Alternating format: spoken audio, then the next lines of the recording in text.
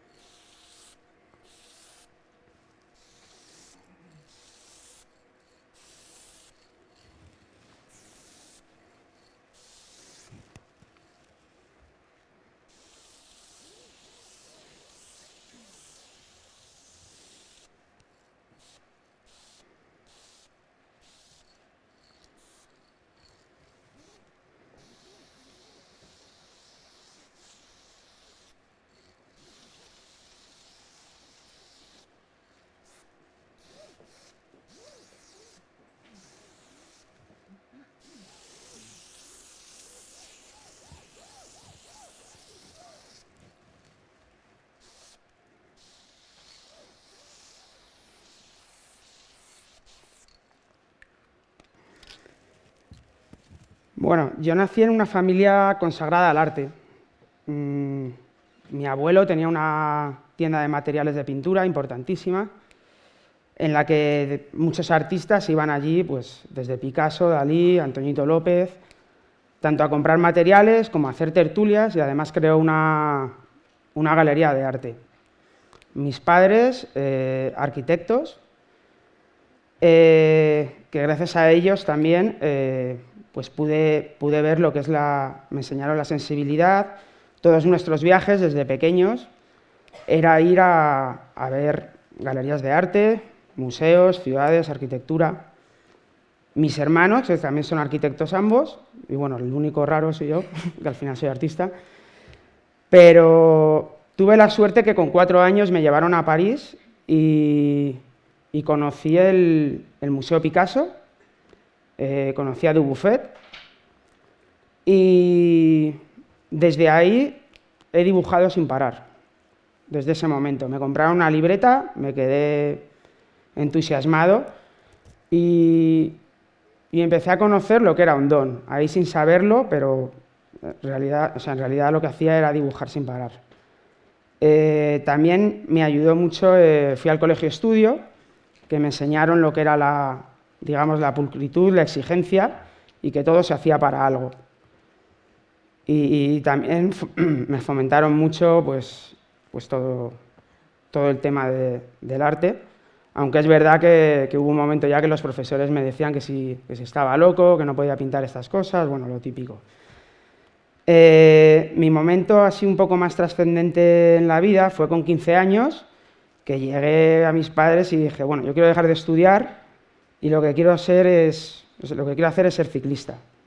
Claro, ellos alucinaron, ¿pero cómo vas a hacer esto? Digo, sí, yo quiero ser ciclista, es lo que quiero hacer. Entonces, mi primer momento, digamos, trascendente fue ese, porque fue la primera vez que tuve que decir que no y renunciar a algo. En nuestra vida, cuando tienes un don, hay que aprender a renunciar a muchísimas cosas, que es lo que al final luego te hace ser libre para, por ejemplo, poder pintar con autenticidad. Me sacaron del colegio, tuve la suerte que me permitieron ser libre y decidir mi propia decisión. Me sacaron del colegio, fui a un instituto y llegué a ser ciclista profesional. Digamos que a mí esta profesión me lo ha enseñado absolutamente todo, porque me enseñó lo que era el éxito, el fracaso, un día estar en la cima, otro día estar hundido, pero siempre con esperanza de que al día siguiente va a ser mejor. Mientras tanto, mis padres me hicieron estudiar, lógicamente. Me planteé entre estudiar Bellas Artes o fisioterapia, pero tuve claro que, también por los artistas que conocía, me dijeron que no estudiara Bellas Artes porque probablemente me estropearían mi don. Porque al final te pueden generar inseguridades, que siguiera con mi bici tranquilamente, estando mis 6 horas de soledad que estaba mientras entrenaba, y que eso probablemente me iba a desarrollar mucho más como persona. Entonces, pues ya cuando cumplí 25, habiendo estudiado fisioterapia, tuve claro que a lo que me quería dedicar era la pintura, pero aún así trabajé un año de fisio en un secadero de jamones. Lo que hacía era dar masajes a los trabajadores y lo único que conseguí fue estar un año sin comer jamón debido al olor tan espantoso y tuve claro que a partir de ahí me iba a ser artista. Que ahí llegó mi segundo momento duro en la vida, porque fue dejar absolutamente todo, contarle a mis padres que quiero ser artista, a mi futuro suegro, que de hecho me llamaba el iluminado, porque claro, de la nada ponerte a pintar, pues imaginaros. Y entonces, comencé a vender cuadros pues a amigos, a vecinos, pero yo sabía que eso pues duraría poco. Y entonces pues ya me planteé hacer una exposición en un centro cultural en Las Rozas y tuve la suerte que vino un crítico de arte que escribía en La Vanguardia y me escribió un texto. Puso mi número de teléfono y cuál fue mi sorpresa, que a la semana me empezaron a llamar catalanes. Oye, que hemos visto una exposición tuya, por favor. Entonces me iba con mi mujer en una furgo con los cuadros y los vendía allí. Todo esto era muy bonito, pero claro, yo siendo autodidacta veía que mi dibujo iba muy por delante de mi pintura.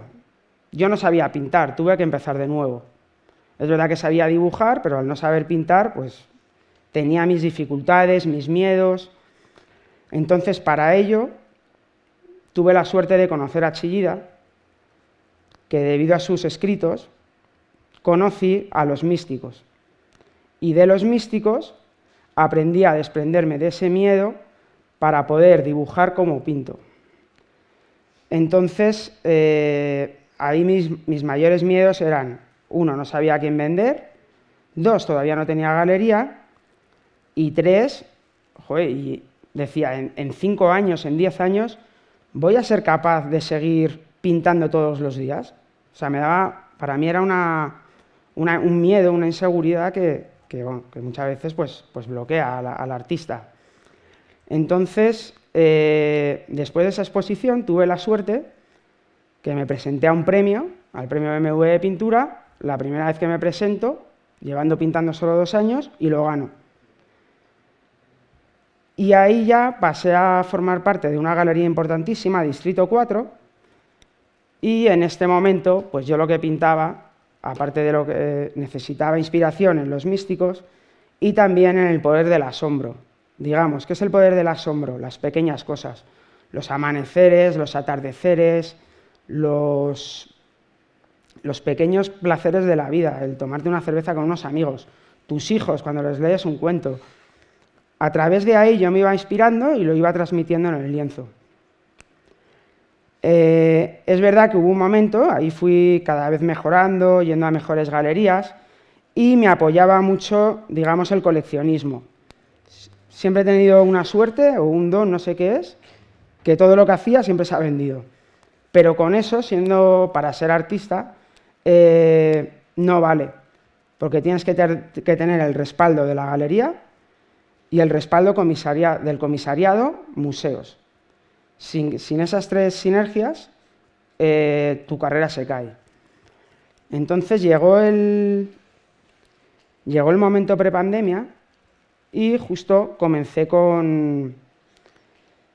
estaba ahí en un momento como un poco de crisis, pensando en cómo podía superarme yo. Porque efectivamente me había apoyado la galería, aunque no tenía todavía una gran galería internacional, pero el comisariado no me apoyaba.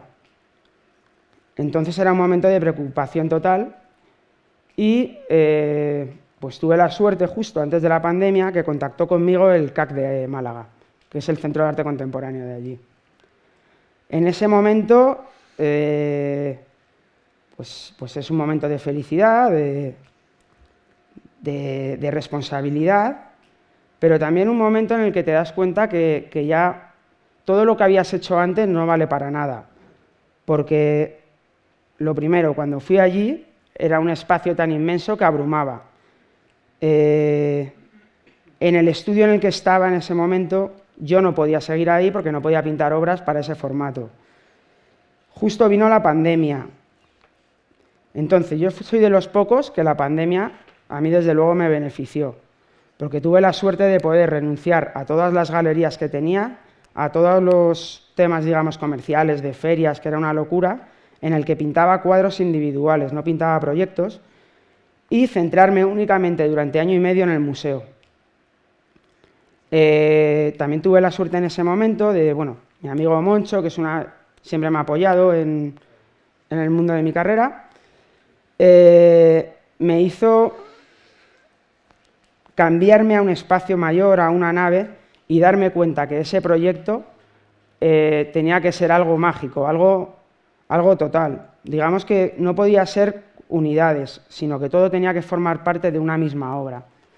Y así fue, me creé mis propios bastidores, cuadros de más de 5 metros, de 8, y creé una unidad. Y volví a mi esencia, porque a mí el comisario del museo me decía, queremos color, queremos...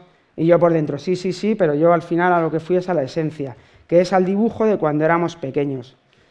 Cuando llegué a eso, hice una obra totalmente en blanco y negro, todo formaba parte de una obra y todo metido dentro del modulor de Le Corbusier, que era algo que a mí también era fundamental para que mis obras siempre fueran armónicas dentro del espacio en el que estén.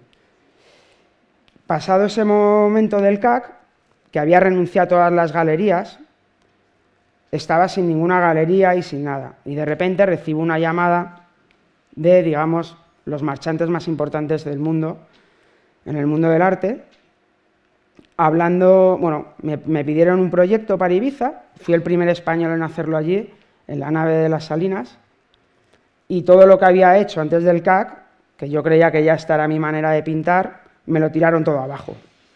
Me dieron un porrazo en la mesa y me dijeron, muy bien esto que has hecho, nos encanta, pero a ti, Rafa Macarrón, se te conoce por tu color, por multitudes y por estos personajes que en el momento llamaban surrealismo, que yo decía, oye, esto no es un surrealismo, esto es un realismo puro, a lo más Baroja. O sea, son personajes que, si os dais cuenta, cómo se expresan con sus manos. Una mano nos puede decir absolutamente todo de la persona, si es un tío inquieto, si se come las uñas, si es trabajador, en qué trabaja, su edad, que muchas veces la cara está camuflada la edad, pero en las manos pues hablan de ti totalmente. Los ojos, ¿por qué los ojos? Los ojos igual, te transmiten digamos, la personalidad de la persona, si te mira la cara, si no te mira. ¿Y qué ocurre en estas multitudes? Ocurre mucho lo que ha pasado, la velocidad de la pintura.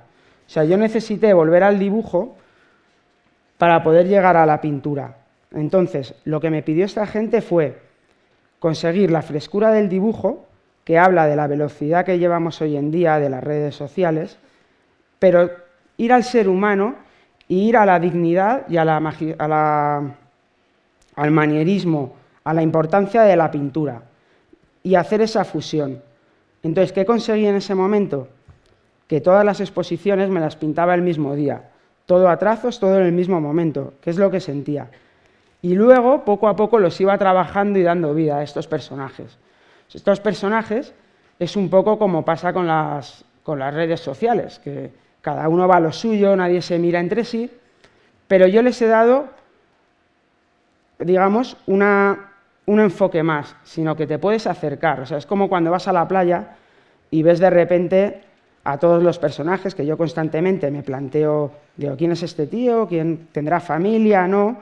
Y aquí además te puedes acercar y ver a cada uno y conocerlo. Por eso he dejado de titular a todos mis cuadros, porque creo que tienen que tener una relación directa el cuadro con el espectador, dar la libertad para llegar a la autenticidad. Habiendo hablado un poco de esto, mi pregunta es, en esta nueva normalidad, ¿qué personaje queréis pintar vosotros? Gracias.